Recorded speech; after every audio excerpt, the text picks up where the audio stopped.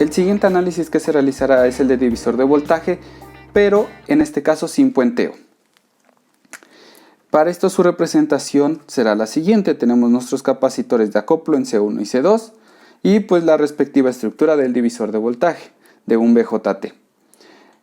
Al analizar esto podemos ver que vamos a tener nuestra corriente de entrada, nuestra correspondiente corriente de base, la corriente de colector igual a la corriente de salida y la corriente del emisor.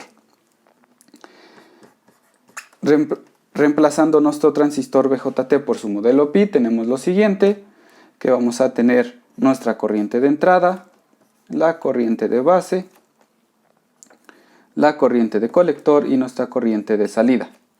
En este caso se puede ver una ligera similitud con el anterior con respecto a lo que es nuestra impedancia de base, donde tendríamos la relación de la resistencia del diodo emisor con su resistencia de emisor.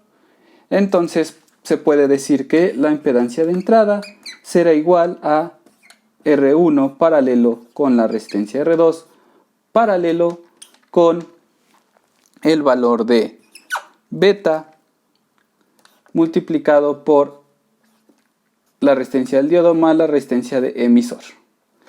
De esta manera nosotros podríamos determinar nuestra impedancia de entrada para este caso. Por su parte, la impedancia de salida, recordemos que cortocircuitamos nuestro voltaje de entrada, por lo tanto esto se hace 0 y nos queda que la impedancia de salida será únicamente la resistencia de colector. Ahora bien, para nuestro voltaje o para nuestra ganancia de voltaje se hace el análisis similar al anterior en polarización fija. Entonces tendremos lo siguiente. La ganancia en voltaje va a ser igual a, recuerden, valor negativo de voltaje salida entre voltaje de entrada, donde el voltaje de salida es beta por la I de base por la resistencia de colector sobre lo que es la corriente de base por la suma de beta,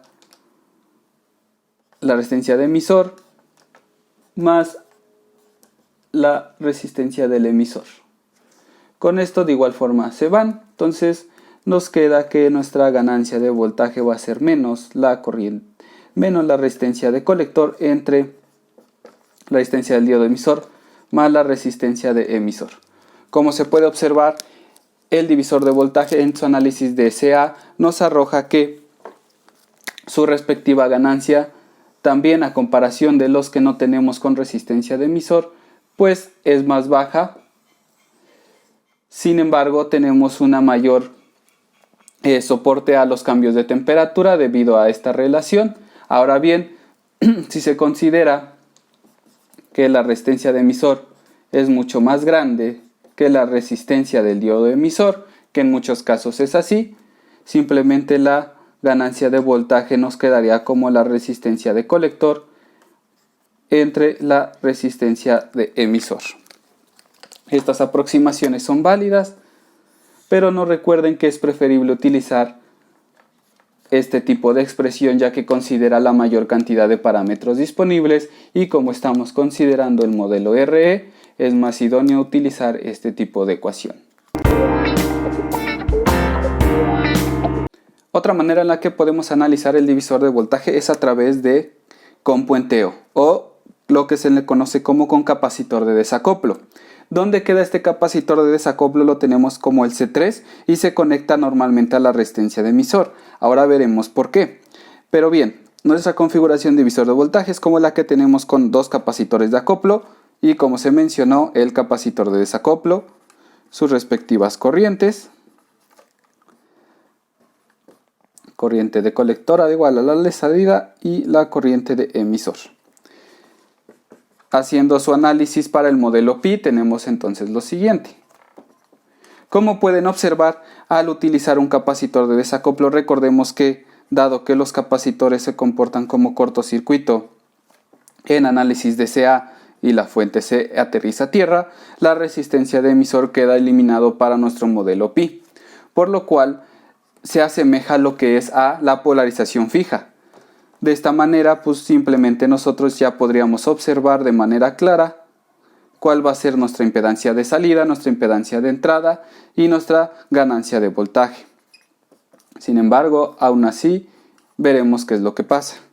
Entonces, nuestra impedancia de entrada va a depender de lo que es el paralelo de estas dos resistencias en paralelo con la resistencia del diodo emisor. Por lo tanto, será R1 paralelo R2 paralelo con beta, la resistencia interna del diodo emisor. Por su parte, la impedancia de salida, recordemos que esto se hace 0 o se cortocircuitea, por lo tanto esto se hace 0 y nos queda simplemente que la impedancia de salida es la resistencia de colector. Para su ganancia en voltaje, entonces tendremos que la ganancia en voltaje va a ser igual a, volvemos a lo mismo, va de positivo hacia tierra, entrando en contrasentido, por lo tanto será menos el voltaje de salida, voltaje de entrada. Esto va a ser igual al voltaje de salida, que es beta por la I de base por la resistencia de colector, con signo negativo, no lo olvidemos. Y el voltaje de entrada, que es el mismo que está en la resistencia del diodo emisor, por lo tanto va a ser beta I de base por la resistencia interna del diodo emisor. Cancelando términos, entonces tendremos simplemente que para divisor de voltaje con puenteo, la ganancia de voltaje va a ser RC entre la resistencia interna de emisor. Con esto se puede observar que volvemos a tener lo que es una ganancia alta utilizando la polarización de divisor de voltaje, además de obtener las mismas características en CD para este tipo de circuitos, que es mayor estabilidad de la ganancia beta al utilizar nuestra RE. Sin embargo, hay que considerar que este circuito también va a tener afectaciones por temperatura en su ganancia de voltaje para CA.